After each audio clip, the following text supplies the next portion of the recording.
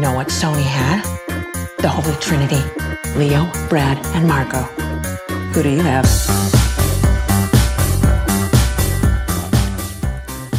Welcome to Boy Party, the podcast that tackles cinema's most legendary team-ups. Films where two major stars shared the screen and battled it out for screen time, top billing, the fatter paycheck, and the most acclaim. There's rarely been a more iconic example of the type of star collaboration that we discuss on this podcast every week than 1962's Whatever Happened to Baby Jane. This is really one of the kind of the layman's most familiar examples of two actors who were competing their entire careers, constantly being kind of faced off against each other by the industry, working together one time, fighting over who got first billing and who was in the leading role and supporting role, and eventually leading to just this crazy, amazing thing that we have. My name is Lucy Wadley, and I am joined, as always, by my sibling that has paralyzed me, keeps me locked in a room, and only lets me out to record this podcast. It's Shane Kelly. Good afternoon. And we're here today to discuss the iconic Whatever Happened to Baby Jane. This is the winner of the 2026 March Madness bracket, where we let you, the listener, choose a movie that we discuss on the podcast. And after pretty stiff competition this year, you chose Robert Aldrich's Whatever Happened to Baby Jane, which was a strong competitor throughout. It was, and I'm really surprised because these polls tend to skew recent and movies from the 21st century. The fact that it went towards a pretty old film that I think has more of a cult following than a mainstream awareness. But obviously, I think people copped that Whatever Happened to Baby Jane would make for a very interesting episode because it is kind of the epitome of the dynamic that we talk about every week on the show. I think it's a good reflection of the show that the girl bracket won. Exactly. We were discussing this. This year's March Madness bracket was girls versus boys. Yeah. We had 16 boy movies and 16 girl movies on either side of the bracket, and eventually led to a final matchup between a boy movie and a girl movie. The girl movie was this. The boy movie was The Master. The Master, which was an interesting one. And we'll run through in just a moment the other matches that led to this. But I think it was very, telling that we ended up with a girl movie winning the bracket, which led to us doing an April Fool's Day joke that we were changing the name of the podcast to Girl Party, which led to somebody pointing out to me that we would have to do a Gilla Band style retraction of that if we were ever to name the podcast Girl Party. But we'd have to rename it back to something else. Gilla Party, I guess. Yeah, they party, whatever. But Bette Davis and Joan Crawford, two huge presences that loom large in Hollywood history, of course, starred together in this film. I'm not going to pretend that we have an encyclopedic or academic knowledge of either of these actresses' careers. I'm going to pretend I do. You can pretend you do? Yeah, go for it. You're welcome to pretend, and everybody can laugh at your pretense. Yeah. But I think we based on, at least myself, having watched the television series Feud for the second time and the movie Mommy Dearest in the last week, I have a pretty good knowledge of the Hollywood fictitious dramatization of Joan Crawford's life and relationship with Bette Davis. So everything that we discuss on this week's episode will need to be significantly fact-checked to account for that, because I really haven't done serious research at all, and rarely do. But Whatever Happened to Baby Jane is a kind of kitschy, kind of trashy, but brilliant old school horror thriller film of a kind that we don't really talk about on the show very often, because these movies didn't tend to have major stars in them. This is like a kind of a subgenre of old Hollywood that was largely not star driven, and maybe in the wake of Baby Jane you started to see more big actresses being put into the movies like this in a genre that would become known as Hagsploitation in the years following Baby Jane. Hagsploitation, where slightly older actresses were being cast in shocking movies with violence and guns and knives and stuff. But I feel like this is a movie beloved by a certain type of kind of cult film, maybe gay audience. Certainly you see that Ryan Murphy made a miniseries about the making of this movie. It's obviously popular with Gen X gay men like him, and certainly has a place in film history, but I think is also just genuinely really excellent and has some really cool filmmaking stuff by Robert Aldrich that is reminiscent of Hitchcock and of some of his other contemporaries, but is like really, really like high energy and engaging and thrilling and silly and ridiculous, and some cartoon stuff in this movie that I really love. I didn't get it. Like, I knew nothing about what the plot of this film was before seeing it. My only exposure was watching the Oscar clip in Feud last week. And everything in that show was just, two glamorous Hollywood ladies. I'm like, this is going to be a nice, glamorous Hollywood classical Hollywood piece Right, from the okay, 60s where they're all in, I don't know, in gowns and Yes, okay. probably exist in the world of Hollywood, which I guess it does, but it's... Didn't realize how greasy it is. I was not aware of the Hagsploitation, I Yes, suppose. sure. And the kind of horror elements and the deliberate scariness Yes, absolutely. that Like was going to be that they were turning these women into. It jumps off with a flashback to when they're children. Yeah. And a pretty creepy performance by Baby Jane in a sort of a vaudeville touring production of the beautiful song "I Sent a Letter to Daddy. His address is heaven above. Instead of a heart, instead of a stamp, I put kisses." And you're like, "Ooh, I'm a little uncomfortable now. This is a bit." Yeah, they don't send letters if you just put kisses on them. Yeah, I think it's weird. And you've got The dolls. the dolls, and you've got Lifelike the dad. replica dolls. Yeah. And, you know, she goes outside and she's immediately like, I want ice cream. And the dad is like, shut up, little girl. Yeah, And yeah. you're like, okay, this is a child who's, you know, stage school parents, but like this is the moment where you realize that the dynamic's going to flip and that the older sister, who later was played by Joan Crawford, Blanche, is going to usurp her younger sister as the famous actress. And I think, I'm not really sure why. Why does Blanche become the bigger star? I don't think that's really Explored. mentioned. Like, it jumps forward about 20 years Yeah. to probably a 10-minute scene with just two guys who never reappear. Yeah, watching Jane in a movie and being like, she doesn't really have it. No. Or it's that Blanche is now the more famous actress, Yeah. but Blanche has done her sister a massive solid and has put into her contract that for every movie they make with her, they have to make a movie with Jane. Reminiscent, of course, of when Robbie Williams agreed to be a judge on the X Factor for a year. The deal was that his wife, who is not famous or in the business at all, had to be a judge as well. So there's exactly weird scene before the credits hit of just two Hollywood producer men walking around having a conversation with the two women, which is one of the most kind of sweaty exposition scenes ever. But it is kind of fun because you're like, I don't know, where's this going? This is so weird. It's just an intermediate time stamp where none of the actual characters are in. Yeah, it feels like information that could probably have been communicated through like a couple of cards of text up on the screen, but it's more creative this way. And then the credits hit, like, whatever, 15, 20 minutes in, and then we meet our two ladies. Now Blanche has been crippled by a car accident outside the house, which it would appear to have been Jane running her over. Yes, the way and it's shown. crushing her between the gate and the car. So, but again, it's kept deliberately vague and... So Blanche is now bedridden in the house and is entirely dependent on Jane to look after her. And Baby Jane is styled in... She's trying to kind of style herself the way she looked when she was a child. Yeah. She's got crazy white makeup and red lips and this crazy hair. And frankly, one of the most iconic, incredible looks an actress has ever had in a movie. Absolutely. She's amazing. I did compare her to Terrifier the Clown. You did. Art the Clown from Terrifier. the Clown from Terrifier. She looks like Terrifier, I said. You said she looks like Terrifier.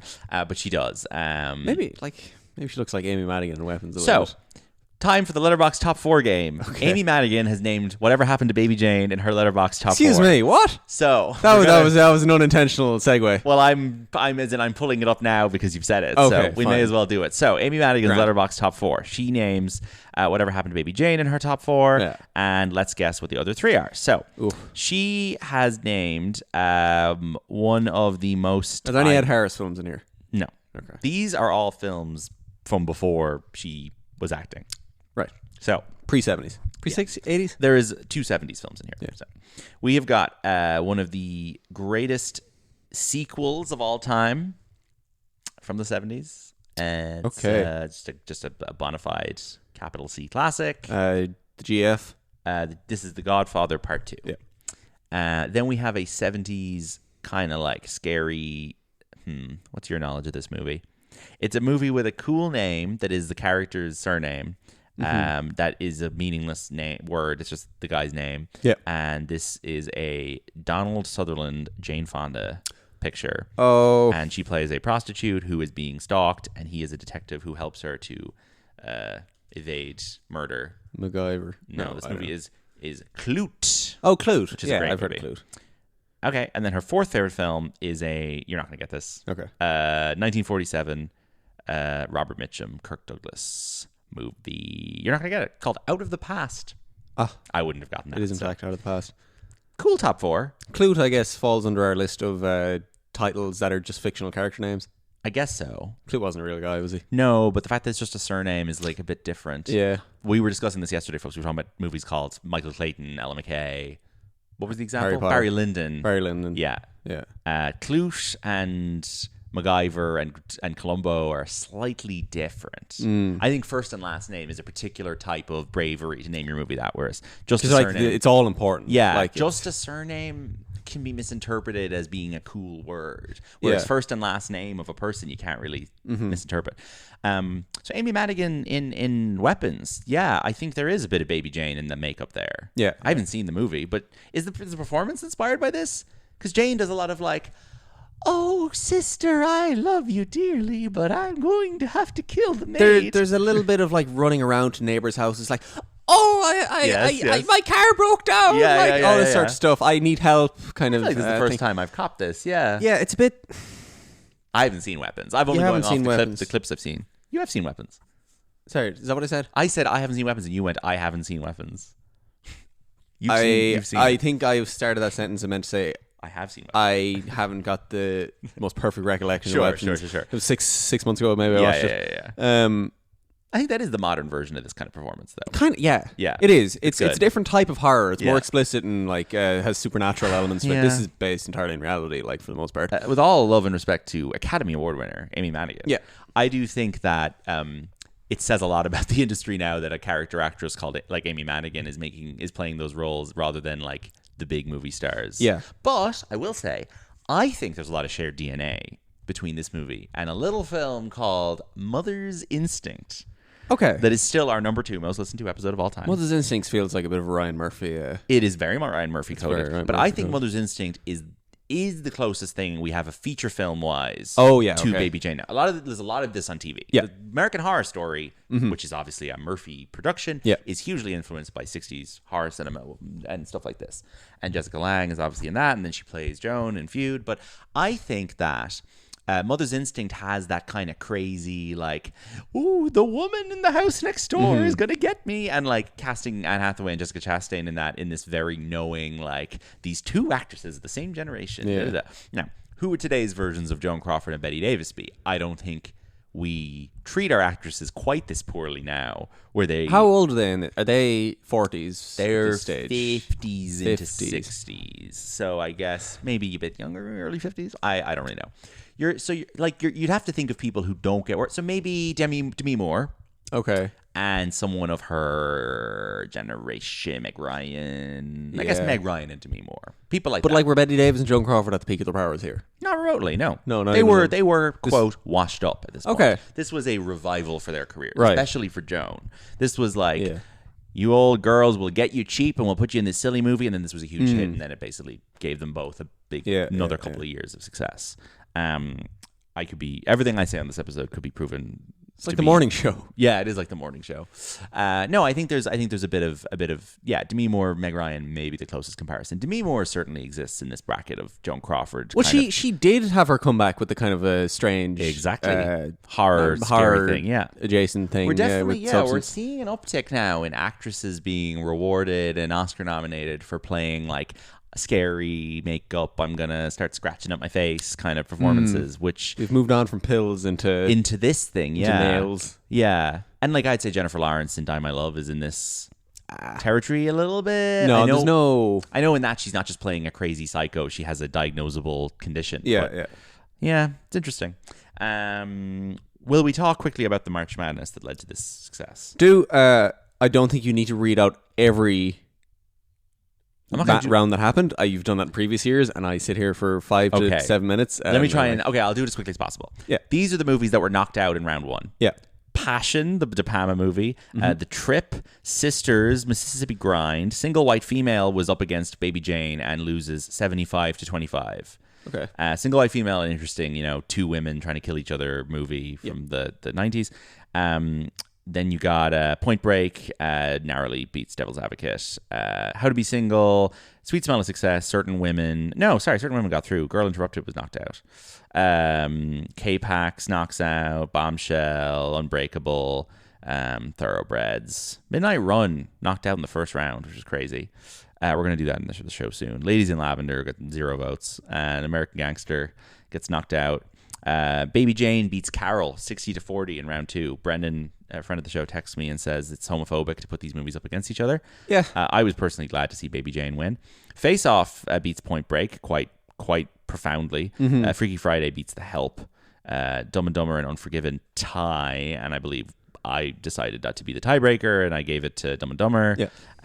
Last Night in Soho beats Certain Women. Blues Brothers meets Midnight Cowboy. Bridesmaids beats Practical Magic, and The Master beats The Other Guys. Then we're into the quarterfinals, where Face Off is beaten by Dumb and Dumber. Baby Jane beats Freaky Friday. The Master beats the Blues Brothers, and Bridesmaids beats Last Night in Soho. And then The Master gets through to the final, and Baby Jane gets through to the final. Now, the seeding was interesting. I did the seeding just basically off of my own judgment, which was very flawed, obviously. But I did not anticipate Baby Jane being a frontrunner. I had it seeded 4th. That's not... As in, it was in the fourth quartile. I had Carol. Sorry, it was in the I had Carol and Bridesmaids as first seeds. Yeah. The Help and Last Night in Soho as second seeds. This is obviously on the girl side. Sure. As third, I had Freaky Friday and Certain Women, and then fourth, I had Baby Jane and Girl Interrupted. So I didn't think it was going to do well. I just thought that these always skewed recent. But a little bit. The Master was a first seed, so it's fun. I think you could see our listeners. Huge upset. Yeah, it was a decent upset. Our listeners are a mix of people who do like older stuff, women's stuff, and gay stuff. And I think Baby Jane exists at the epicenter of a few of those. Yeah, is Baby Jane an RT staple? Is that where people would have seen it? Not at I all? don't think so, no. I think people know about it because of... there's probably a lot of YouTube video essays about it, and then Feud, and then there's just it exists in it's Halloween costume culture, you know? Sure. I mean, our previous 2 March Madness winners were Brokeback and Eyes Wide Shut, movies with loads of sex in them. And then this one doesn't have any sex, but it does have a kind of a salaciousness to it and a weird twisted background to how it was made. And I think people want these kind of slightly fucked up movies to win the... Yeah, because I always would have just assumed people automatically vote for the thing they've seen. Yeah. Which they probably have. I must clarify, folks. There's nothing fucked up in Brokeback Mountain. That's actually a very normal, healthy movie. I was just trying to... There's cheating. I was just trying... Yeah. There is the most fucked up line in the history of cinema. Jack Twist? More like Jack Nasty. Oh, God. Oh, Jesus. So anyway, we meet our 2 women then, and they're in this house, and Baby Jane's just an abusive carer. Yeah. That's all she is. She is depriving her of food. She's keeping her locked in her room. She is sneaking around behind the back of the cleaner, who is a very nice lady. She knows Blanche cannot get down the stairs. Yeah. Because she is paralyzed from the waist down. And there's a scene where we see Blanche try and get down the stairs just by basically throwing herself down, sliding down the banister type stuff. It's obviously a situation that she is not able to really communicate to the cleaner, the maid, what's going on. The maid's played by a very good actress, Maidie Norman. She's very good in this. Elvira. And there's neighbors next door. And the neighbors next door are like, God, we live next door to these weird old actresses. Isn't that nuts? And we never see them. And they're watching one of Blanche's old movies on TV. Yeah. And then it's very good piece of editing. It then cuts to Blanche's room where she's also watching her movie on TV. Yes. So this is the first we see of modern Blanche. So it connects you from one house to the other in ways like that, which I think is really good. There's a little bit of how did this go on for so long and no one noticed? But I think if you are living beside these washed up mega celebrities, you kind of just you just think that you kind of tend to pass everything off as they exist in a different world, so I'm not going to be nosy. Yes. Interesting. Betty Davis's real life daughter, Barbara Hyman, plays the daughter neighbor. Who's talking to her mother. And in Feud, there's a whole subplot where Kiernan Shipka plays Barbara, and there's a whole storyline about how she's a terrible actress, and Betty forced her into the movie, and she almost ruined the film, but she couldn't act. Barbara Hyman is perfectly fine in this film. She's fine. It's a one scene, she's in 2 or 3 lines. Yeah, it's fine. Why not let Betty Davis's daughter play her? Who cares? Yeah. The maid is ultimately murdered by Jane for trying to snitch, basically. There's a great scene where she's trying to get into Blanche's room, and Baby Jane is driving back from the bank, and you're like waiting for her to pull into the driveway, and the neighbor distracts her briefly and all this. And then basically halfway through the film, this new character shows up who's Edwin Flagg, played by Victor Buono, and he is a gay, drunk English songwriter, musician man who lives with his mother, who is absolutely phenomenal. This guy is seemingly washed up. I think he's hired because Betty puts an ad in the paper. Yeah. So he gets his mother to ring her up, pretending to be his secretary, and is like, he would be very interested in the job. So he goes over to meet with Jane, and Jane is like, so I'm trying to reignite my career as a singer. I want to remind everyone how much they love me as when I was a child. And he's like, oh, very good. How much will you pay? And she's like, pay you? Well, I'll have to sort out some finances, but okay. And like $100 a week. And he's like, absolutely. Yeah. So she never pays him. So he ends up showing up to the house drunk late at night with the police being like, there's a drug man stumbling around outside your house. And she's like, oh no, I know him. Let him in. And he basically gets into the house and is like, where's my money? And she's like, I have your money. Just please don't be mean to me. And he discovers what's going on with Blanche. And he walks in on Blanche in a very unfortunate state. Yes. And Blanche is like, help me. And he's like, she's dying. And Jane doesn't try to murder him. At this point, Baby Jane had like beaten the shit out of Blanche when she caught her downstairs. Yeah. And now has her tied by the wrists to a chain on the roof. So like, she's real torture stuff. Torture stuff. And she's, I think, just accepting that they're going to have to run away from the house now. Yeah. So he runs off to tell the police, and Jane is like, that's it. We're fucking getting out of here. Yeah. So she loads Blanche into the car, and they basically head off to the beach. And then the last 15 minutes of the movie takes place on the beach, where Crawford, Blanche, reveals that she, in fact, injured herself, that it was her trying to kill Jane in the car. No, it's an odd twist. It's a weird twist. It's a weird twist because you have to do, I think, a lot of mental gymnastics. You have to do a lot of mental gymnastics to figure out why this information was kept the entire time. Because it's like Jane has kept Blanche a prisoner, thinking that she caused the injury. So Jane obviously started taking care of her in advance out of guilt, I'd imagine. And then the care turned into abuse. Yeah. So I guess Blanche is sort of revealing that Jane wasn't obligated to care for her, but in turn, Jane's transition into an abuser has been done independently of that information. I feel like it doesn't undo all the harm that Jane there's a lot has of caused. jealousy there, and kind of claim to, like, Blanche likes to point out that it was her success that affords them to live in the nice house. Yes, they're living off of her money. Yeah. It's interesting information to drop. Yeah. But anyway, it has this great... Do you think that makes it changes the film at all? I don't know. I don't really think it does. You know at the start of the film that Jane didn't cause the accident. All it does is it makes you go, at what point did Jane turn crazy and evil? Yeah. Because Jane is crazy and evil no matter what. Because she's doing crazy and evil things throughout the movie. But she's not crazy and evil in a way that she suspects she's been framed. Yeah. Does she spend time in jail? No, I don't think so. No. I think it's just framed as an accident by everybody. Yeah. Now, Blanche's career being cut short, I'm trying to think of what... Oh, Jane was found 3 days later in a drunken stupor after the accident. Yeah. I don't really know. It's weird. But anyway, there's got this iconic line, which is, and to think that all this time we could have been friends. Which is the name of the final episode of Feud. And then Jane goes, do you like ice cream? I'll get us some. And she goes and buys ice cream off a guy, and he goes, that'll be $2. And she goes, thanks, and walks away. Thanks. And then the police see the car. They basically go to find her. They go, are you Jane Hudson? We are looking for your sister. We're worried she might be in danger. And then Jane starts singing and dancing around in circles. And the camera pans out. It's an incredible shot where like Jane is spinning in circles on the beach while a crowd congregates around her. Just the general public watching and pointing and laughing. And over on the other side of the frame, you can see the police discovering Blanche's presumably just dead body. Yeah. It's pretty incredible stuff. Blanche is on the way out. When she's on the beach, she's kind of like, I'm dying. Yeah. But yeah, there's not much more to it. It's just like a fun, fucking scary, crazy kind of campy movie. Yeah. But I think that there's 4 great performances. I think so. I think that Crawford and Davis, I think Bette Davis is like amazing in this. I think that this is the perfect kind of like crazy, silly performance I love. There was I'd say not middle 30, but from minute 25 to minute 55, Yeah. I was kind of not super into it, I guess. Okay. I thought there wasn't a whole lot happening. Yeah. I understood the dynamic. I guess they were just building on the kind of relationship they had. Yeah. Like she was being served her own pet bird for dinner, kind of thing. Yes, and lots of horrible stuff. Yeah. I don't want to say this. It dragged on too long, but like it could have got moving. And when it finally kicks into gear in the last 30 minutes, I think it's really great stuff. Yeah, it is very long.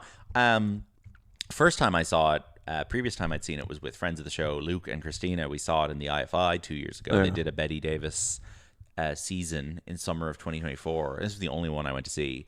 But I'm really glad I got to see it. I think this in a cinema-packed IFI on a Saturday afternoon in summer was like ideal circumstance to see it. It was really, really fun. There was like a really fun energy in that crowd of like people who had kind of seen it before and knew the lines that were coming and stuff. And I think that was a perfect environment to see it in. You're right. It's long and it does drag a bit in the middle. But yeah, I think it ends on a high. I don't know.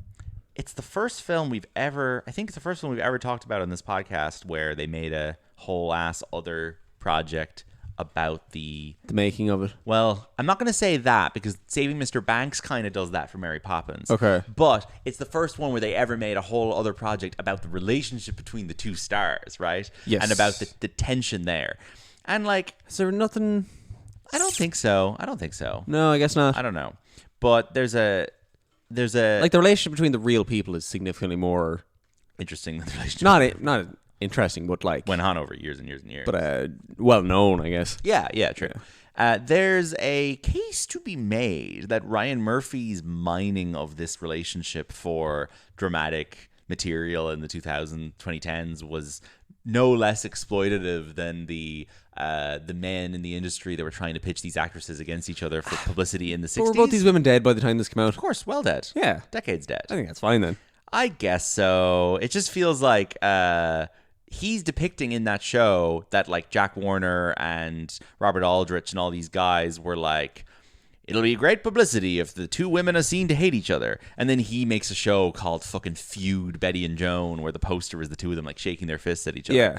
With that said, I think Feud, Bette and Joan is like a masterpiece of fucking streaming television. It's an FX show, but it is so fantastic. And it has great nuance to it. I think it really gets a lot of... has a lot of empathy for the two women and generally for the plight of middle-aged actresses who have to deal with the bullshit of Hollywood wanting to throw them out for scrap.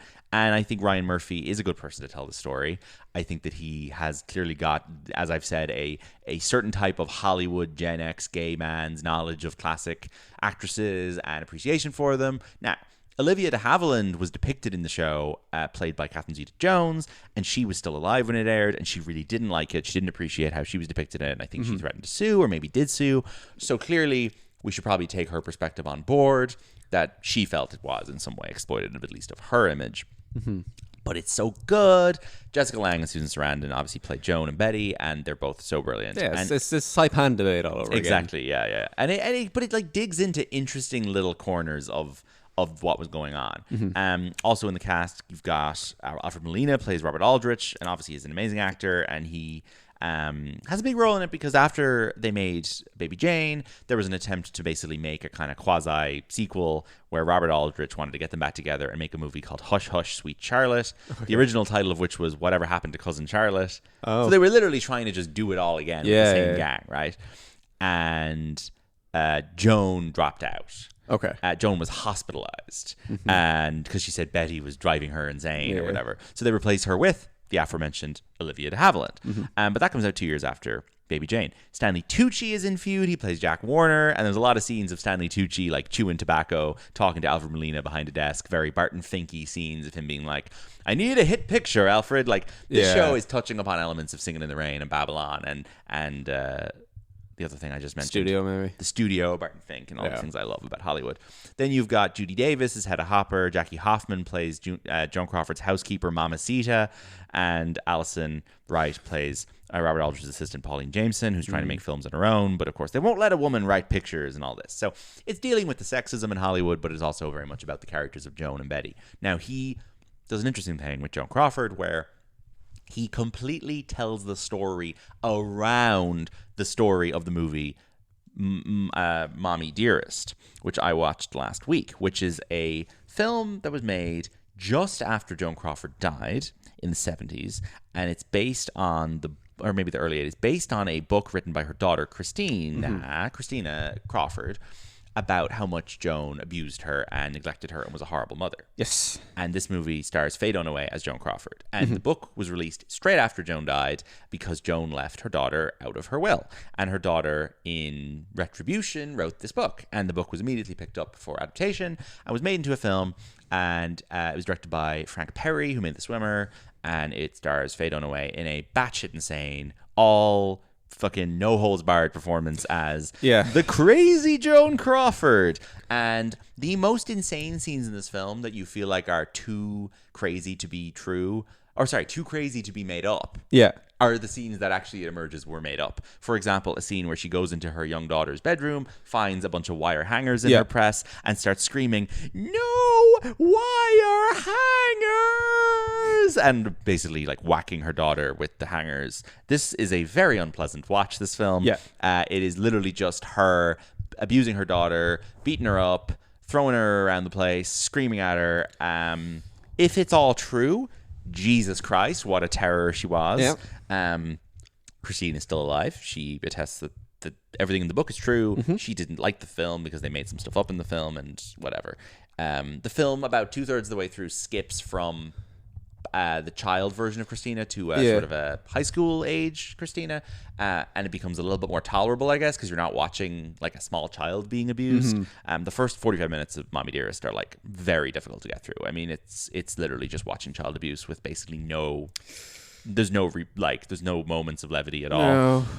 But Feud totally leaves out all the Mommy Dearest stuff. It just works around it. Christina like never appears in Feud. So it's funny because I watched Feud 9 years ago when it was first on, and I rewatched it last week, and then and both times I was like, oh yeah, Joan Crawford, you know, and like after watching Mommy Dearest, I'm like, well, Jesus, Joan Crawford seems like a really horrible person. I think something becomes a different show when you introduce a character trait that they beat children. Yeah, exactly. It kind of overshadows everything else that's going on. Yeah. So you kind of, for the sake of TV, you have to kind of... I know, you're right. But if you add up all of the bad things Joan does in Feud and all the bad things that Joan does in Mommy Dearest, and we know all of these are not necessarily true, but some of them are true. For example, her daughter had an ovarian cyst rupture when she was about to be in her first starring role on a soap opera, and Joan went and played her role on the show while her daughter was in hospital. Joan, who was in her 50s, played her daughter's 26-year-old character just to get back at her daughter while she was in hospital and to steal her limelight. In Feud, we get to see the very real situation where Bette Davis was Oscar nominated for Whatever Happened to Baby Jane. Joan was not. Joan was horrified to find this out. She then rings around the Academy president, bursts into his office as depicted on the show. Hello, I will be presenting an award at the show. I will have my makeup covered. I will have my wardrobe covered. You will pay for a car. Folks, you may know from my day job, I've navigated award show presenter situations myself a lot. So this is very amusing to me to watch someone burst into a room and demand to present an award for the show. Happens more often than you think.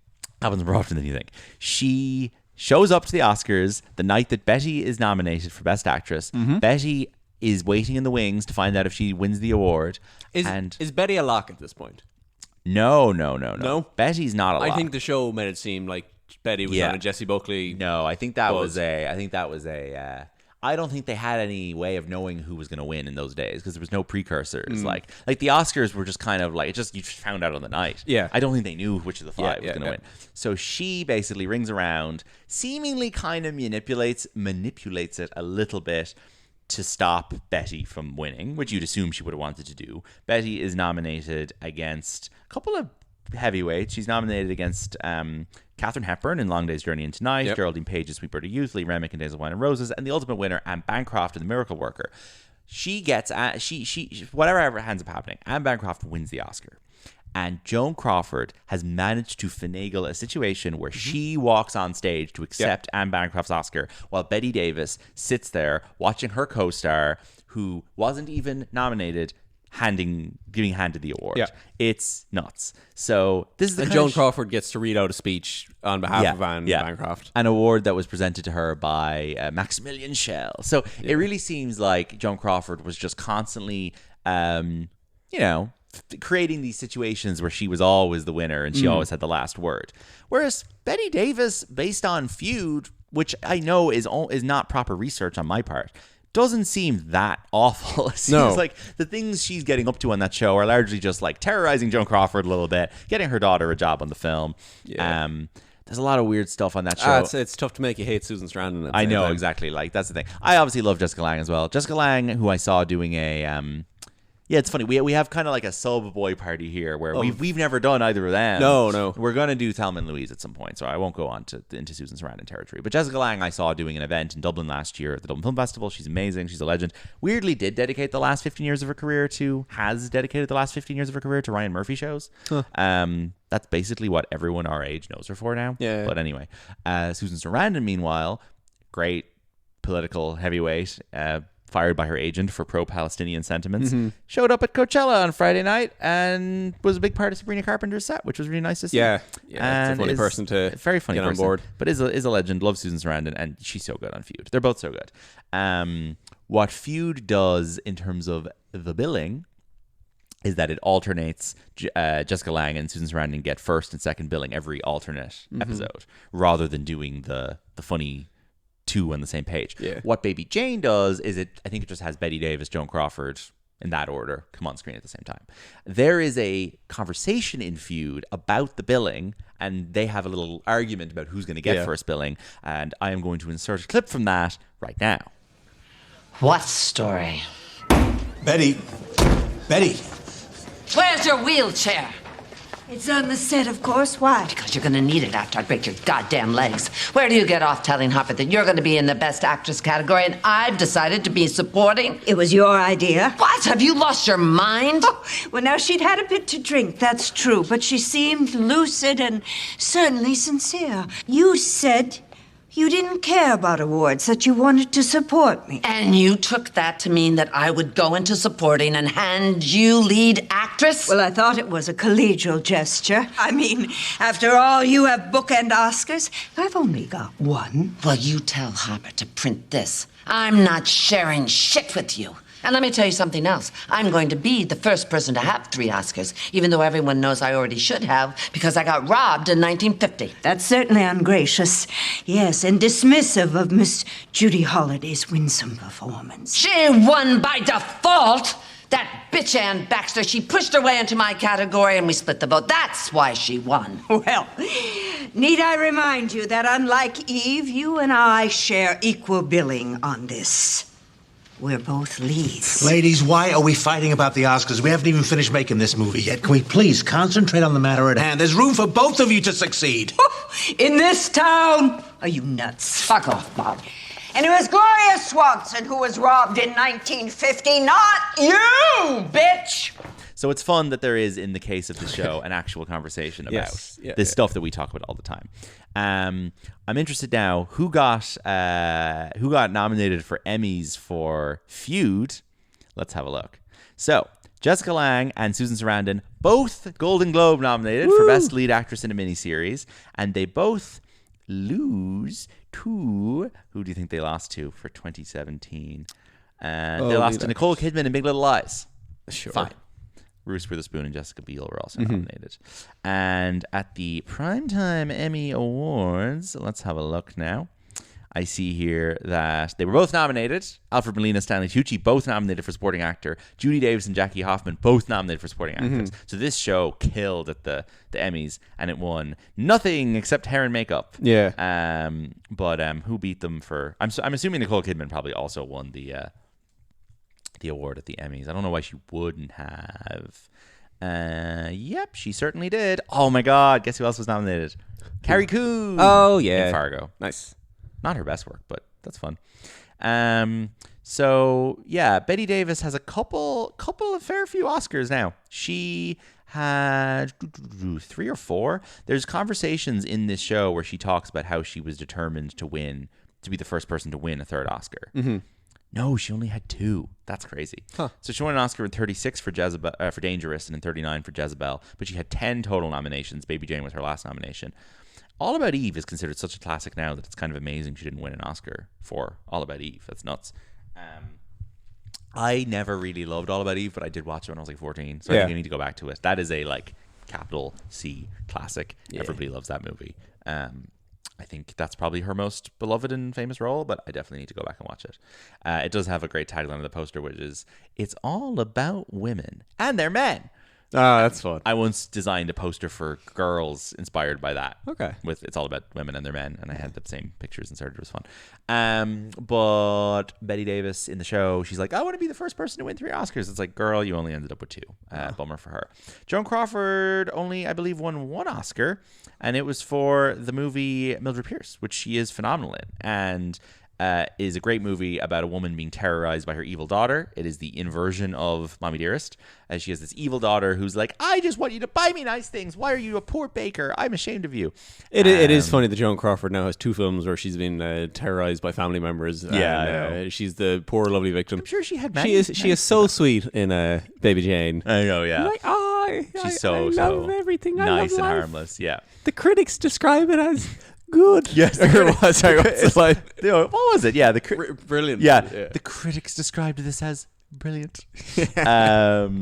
She is very likable in this. She's very charming. She's a funny character. She clearly played, especially earlier in her career, she played a lot of like very competent women. Yeah. She played a lot of serious women. Like she wasn't playing like ditzy women or like she was playing women who like had a job. Yeah. Who were newspaper editors. Like she's very much in the mold, I guess, of a Barbara Stanwyck and then a little bit of a Katharine Hepburn of like serious, adult, sophisticated women, which I think is like an interesting type that emerges in the 30s, 40s, 50s, 60s and, you know, is kind of a template for modern American independent woman. Sure. You know? Of a certain class level at least, but she's very classy. She's very, very got a lot of presence. Very cool character on screen.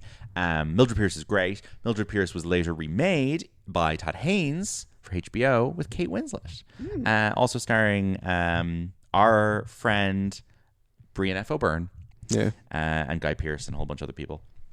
But like I haven't really seen Joan Crawford and a whole lot of other stuff. She is like both of the actresses, but I think especially Joan Crawford, are reduced to making a lot of Baby Jane knockoffs in the years following. Yeah. And, you know, Bette Davis is in Hush Hush Sweet Charlotte. I think she probably, Burnt Offerings.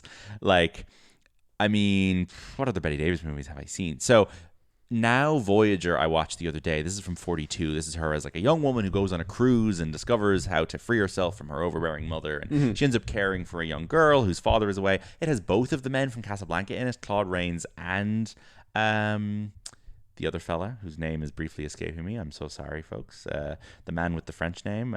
His name is, of course, Paul Henriette. Yes. And she's very, very good in that. And then she plays kind of the same year before Baby Jane, she plays like a witch in New York in Pocketful of Miracles who has apples, and that movie has Peter Falk in it, and it's very, very good. Joan Crawford is in so many Bette Jane knockoffs in the years following. You have to feel bad for her because some of these are just awful. I mean, there's one called Straight Jacket that's in production straight after Baby Jane, I believe. Then you've got, let me see here, they start using the same picture of her on the posters for these because they're so similar. Her screaming, "I saw what you did, Berserk." Trog is the one with the big ape man. Trog. Yeah, what's the song they play in Feud? Remember, it shows her putting on the big monkey mask. Oh, she puts on the monkey mask. And they play some really funny song. Oh, I can't remember what it is. It's something hilarious anyway. Like a modern song, was it? Yeah, I think so. I can't remember what it was.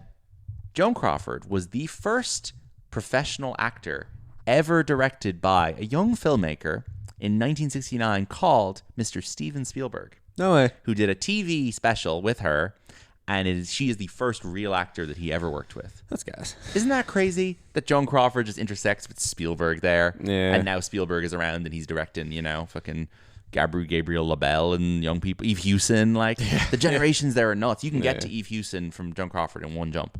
It's insane. Crazy. Otherwise, Joan Crawford, I mean, she's in a very iconic Western called Johnny Guitar, which I haven't seen. I have seen her in a movie called Daisy Kenyon, which is her, Henry Fonda, and Dana Andrews in a love triangle, which is pretty exciting stuff. And she had basically both of those men coming in and out of her apartment, and you're like, whoa, what an incredible Boy sandwich to be in. She's in the original version of The Women, which is remade with Meg Ryan and fucking Eva Mendes and stuff in the 2000s, which is nuts.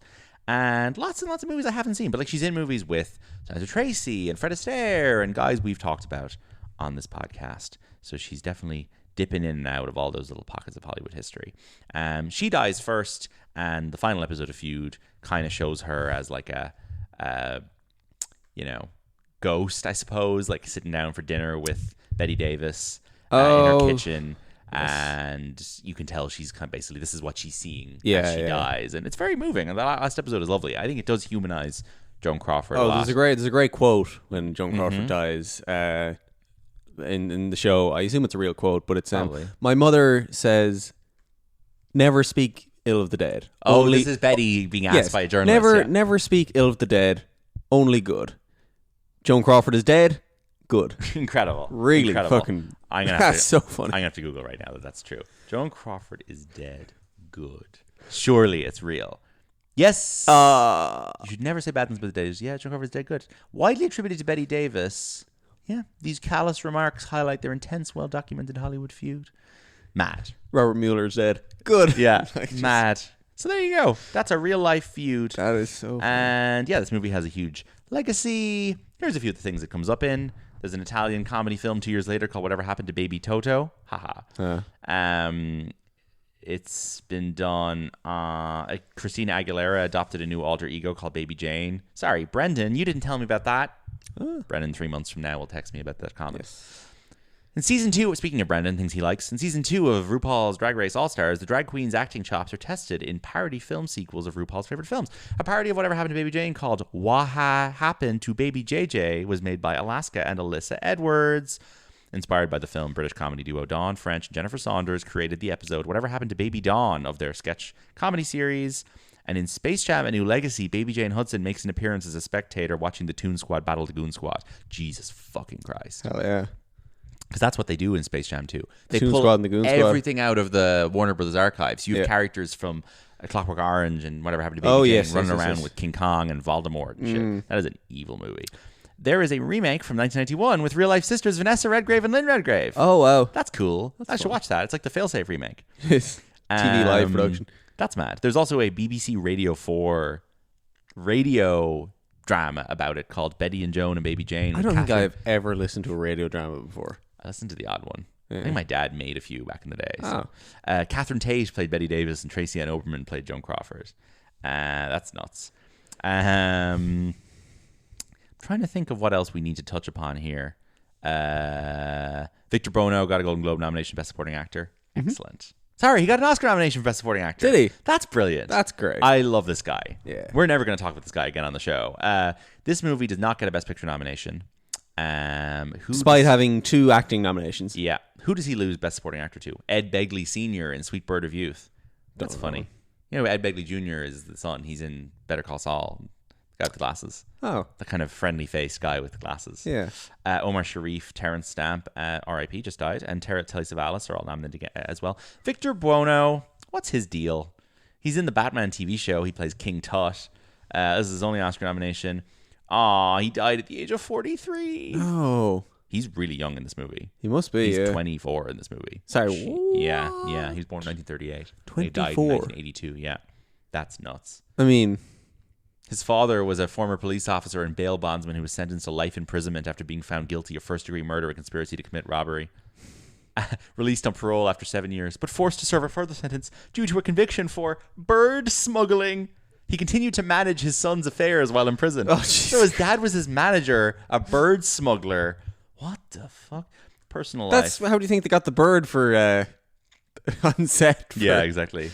Blanche's bird. He never came out when he was alive. He was closeted, but he lived with boyfriends. He referred to himself as a conscientious objector in the morality revolution of the 1960s.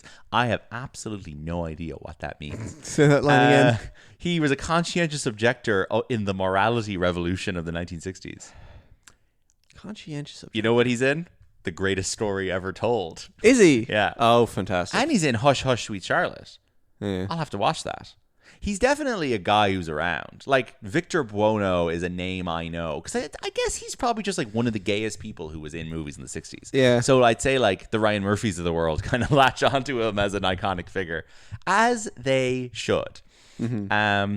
I don't know. We could probably spend more time talking about how Joan Crawford and Bette Davis hated each other. But like, we're at 48 minutes. So why would we? I think you can do your own research, folks. Yeah. It's a very iconic relationship these women had. And I feel like there were another couple of stories. stories you told me the other day. Was about Joan's children, where she adopted a son. Yes, had this to is give him it. back because his mother tried to blackmail her, Yeah. and then ended up just adopting another son later, giving him the same name. Yeah. And then the original mother of the first guy was like, "Oh, that's also my son." He's my son too. and tried to kidnap him or whatever. Yeah. Crazy lady, that Joan Crawford. I don't want to call a woman a crazy No, lady. of course not. There's multiple pieces of media about Joan Crawford that would make her seem to be a not normal person. I never met the lady. Who am I to say? I'll have to task Steven Spielberg. Ask her daughter. Ask her daughter, yeah. Her daughter, like, is a normal, like, works in a fucking post office or something now. Huh. It's like, yeah, we are only two people removed from, like, I've met numerous people who have met Steven Spielberg, right? Yeah. So, like, we are only two people removed from Joan Crawford. Yeah. Oh, I have a Bette Davis connection. You have a Bette Davis connection. I, at work, was dealing with a American Oscar-winning screenwriter in her 70s or 80s who was on a jury. And she had an assistant who I was liaising with over email. And her assistant was a lovely lady. And she reached out at one point and said, I'm coming to Ireland for a wedding soon. I don't really know anyone in Ireland. It'd be lovely to meet up with you for a coffee if you're around. Really, really nice, really friendly. So I Googled her. Trying to figure out like what her background was. Turns out she was Bette Davis's personal assistant up until Bette Davis's death. And there was like stuff on the record about how this lady had been really close with Bette Davis up until her death, and like I think Bette Davis probably like left her money in her will and all this. She was a confidant of hers. Pretty incredible stuff. So yeah, I never ended up meeting up with her. No. She ended up being in Ireland less time than she expected, but I was on very good terms with her. So really nice. I have one connection there to Bette Davis. Hopefully she listens to this episode. Yeah, I hope so. And all my coworkers, like my middle-aged female coworkers, were so excited at the thought of meeting someone who knew Bette Davis. They're like, yeah. "Oh my god, that's an A-list Yeah. icon to meet someone." It'd be like meeting someone who worked with Marilyn Monroe, Yeah. Now, Bette Davis' eyes. Do you think her eyes are her defining characteristic? She's an amazing face. Oh, I think in this they are pretty outstanding. She's got an unbelievable. But I think her teeth and her smile are incredible as well. Like, But she kinda okay, looks like I don't want to Madonna. be rude here, Yeah. but is Bette Davis' eyes a compliment? I would imagine so in the context of the song. She's got Bette Davis eyes. Yeah. I think it's a compliment. I think she's got incredibly unique and engaging eyes. Yes. Her eyes. No, it's unfortunate that my main frame of reference for Bette Davis is her dressed up in what I About know. Baby Yeah, Jane. no, she's very beautiful. And Oh, yeah. glamorous. Okay. Like I'm looking at the In other All About photos now. Eve. She's got very striking Yeah, eyes. in All About Eve, I think her eyes are the thing. But then I see pictures of her like winning her second Oscar, and she's smiling with her teeth, and she looks like Madonna, and her mouth and her smile are her defining Yeah, I thing. can see that. But she's got very distinct eyelids as well. Yeah. She's an incredible face. No one looks like her. But yeah, Bette Davis eyes. Not many songs named after actors. It's fun when there is. I remember I put up an Instagram post once with a picture of myself and the caption, "He's got Steve Buscemi eyes," which was a not entirely accurate but amusing way that I chose to project that upon Steve myself. Buscemi eyes. Will we do the box office for 1962? Absolutely. I actually had it up here a second Excellent. ago. Look at you. But then I moved away to look up Bette Davis's eyes. Mr. Organized over here. All right, let's get rolling. Or do you have anything else to say? No, we've done the Letterboxd Top 4 game. I don't think there's anything else we need to do, so go nuts. Okay. Now, I did have a quick glance at those Oscar nominations, So you got a sense. Yeah. I have a sense, but I don't really remember what I saw. So We got a war film. okay, The Bridge of the River Kwai. No, Lawrence of Arabia. no, but that is number 2. It's on not this really a list. war. It's not really a war film. Okay, we got very, very early Sean Connery, I'd say. Not Zulu. Nope. Okay, going in reverse order from 5th bill to 1st. Okay. Sean Connery, Okay.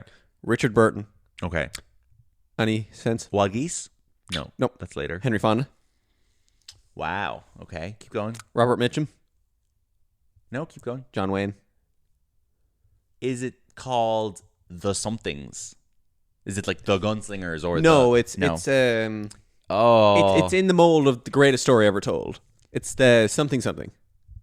is it the battle? Or It's something? a- it's the a- war, the battle. What's the word? I've completely forgotten the word I'm trying to say. I don't know. The Longest Day. The Longest Day. Yeah. God, who directed that? Superlative is the word I was going to say. Superlative, yeah. Ken Anakin and Berhard. Weird. Okay. Berhard Wiki. That Bernard is a, Wiki. that is a cool bunch of actors to have in a movie. Maybe we should do it yeah. on the show. No, we shouldn't. Nah. Who was first billed? John Wayne. Oh, we've done John Wayne. We don't need to do that. John We've done, Wayne. we've done them all. Robert Mitchum, yeah. We haven't done Robert Mitchum, but we'll get to him. Sean Connery. Yeah, we've done them all. Right up. Did we do Sean Connery? The Rock. The Rock. We did The Rock. Yeah. God, we've done so many fucking movies. Too many. 200. What are we up to now? 115? We're up to episode 116, but we've done 206 actors on the show now, I think. A couple of duplicates, obviously. Yeah. But No, that's, I think, removing duplicates. That's with the duplicates removed. oh, that's what I mean. Yeah. That's why there's not. Sorry, yeah. That's why there's not more. 232 or whatever. We've also, we've done 4 actors on some episodes. Yeah. Righto. Lawrence of Arabia, number 2. Yeah, pretty good film. Uh, Not a very lean picture. Wink, wink. It's long, but it's got a couple of nice wide shots. and a couple of nice white men playing ethnic people. Of course. Not so good. All right. Now, this film sounds like it could be a Jake Gyllenhaal character from a John Mulaney show. The Music Man. The Music Man. Music Man. Music Man. I've never watched The Music Man. Robert Hugh Preston, Jackman's done Shirley the role on Jones. Broadway many times. Ron over Howard, the fourth years. build. What? Are you not familiar with Ron Howard's 60s and 70s film career? I'm not. He was a fucking huge Child actor. Huge child actor. Oh, yeah. But you know he's on Happy Days. Oh, yeah. He's in the Waltons. Yeah. You know what happens to him in the Waltons? He shows up, He got referenced on this podcast. 'cause shows something- up, gets cancer, dies in one episode. Banger. Tough break. The for old syndication there is Ronnie. great for the one episode Cancer Yeah. Child. Ron Howard is fucking old. Like he was making movies when Whatever Happened to Baby Jane came out, and now he's directing shit with Anna de Armas and Sydney Sweeney. That is an old man. Yeah. Crazy. All right. We'll do one or two more. Yeah. We got the Cary Grant of the day. The Cary Grant. Cary Grant of the year. Genre. Cary Grant movie. Baseball. Cary Grant baseball. Ooh, I don't know. The cover photo here is himself and Doris Day sitting in a baseball dugout with the New York Yankees. I don't know what this is. don't think I've it is seen it. directed by Tell me. Delbert Mann. No, tell me the title. I don't know what it is. That Touch of Mink. Oh, I've seen That Touch of Mink, but I don't remember it being baseball. You give Interesting. it 3 stars. Yeah. I saw it when I was very young. It's a 3 stars because I don't remember if it was good or not. All I right. probably shouldn't rate stuff like that. Yeah, fair I might remove the rate. If I can't remember there's baseball in it, I probably shouldn't have a rating. Maybe there's very little baseball. It might just be an image. Maybe. That Touch of Mink. Okay. We'll do one more. Yeah. This is potentially something that's been remade Oh, yeah? because there are Many such old cases. films with the Yeah. same name. Many There's such a 1935 version of this. Oh, interesting. Okay. And we're in the 1962 Stars Born version. mode. Like, Remade with Marlon, maybe not remade, but it's got Richard Harris, Marlon Brando, Trevor Howard. this isn't the Wild Geese. No. Richard Harris and Marlon Brando, Yeah. right? Is it a war thing? No, it's a boat thing. Oh, right. It's a mutiny or a... Mutiny on the Bounty. Mutiny on the Bounty. The Bounty leaves Portsmouth in 1787. There's one with James Mason as well, I think, or something, yeah. Mutiny on the Bounty. Mutiny on the Bounty, 1935, There's someone we talked about. has Charles Lawton, Clark Gable. There, yeah. Yeah, that's the one that Sean Fennessy was saying his daughter's obsessed with. Oh. There's a scene where Charles Lawton gets mutinied and he's sent out in a boat and he roars back at them something, and Sean Fennessy said it's like his daughter's favorite quote from cinema. that's very And funny. he quoted it and it was very funny. I love quoting other podcasts on our podcast. Quoting podcasts that quote other movies on our podcast About a movie that we is haven't seen. a remake of of a film movie we're that we discussing. haven't seen. Yeah. All right, folks. Thank you so much for That'll tuning do. in. That has been our Whatever Happened to Baby Jane episode. I hope you're satisfied with your votes in our March Madness. We will do September 16 again, I'm sure. In September, maybe. Oh, did We'll we do see. that last year? Yeah, and President's Men won, and then Redford died that same day. Oh, yeah. It was like crazy. So whoever you vote for will die. Yes. So we will put, who do we want to die? Who do you want to die? I don't really want anyone to die. I guess I'll be like Mel Gibson, probably for the best. Yeah. Sylvester Stallone, John Voight. I'll leave Sylvester Stallone alone. No, those are all Trump's friends. Is he? Oh. Yeah, oh, very much so. Those are all the cultural ambassadors to Hollywood. Oh, yes. I would say we should make a Mel Gibson movie. We should rig it so that a Mel Gibson movie wins September 16. No, we should do the Mel Gibson bracket. We do all Mel Gibson 16 films. Mel Gibson 16 films. Mel Gibson boy parties. Just to ensure his death. Sure. Yeah. There's not really anyone else I want to die, so okay. All right, folks. This Kanye West been in any movie? podcast does not endorse the death of of actors. Thank you for tuning in. We'll be back next Tuesday, and you can follow Boy Party Pod on Instagram. Go to boypartypod.com for lots of treats, but not tasty ones because you have to go to a shop to buy those. Get home safe. Bye-bye.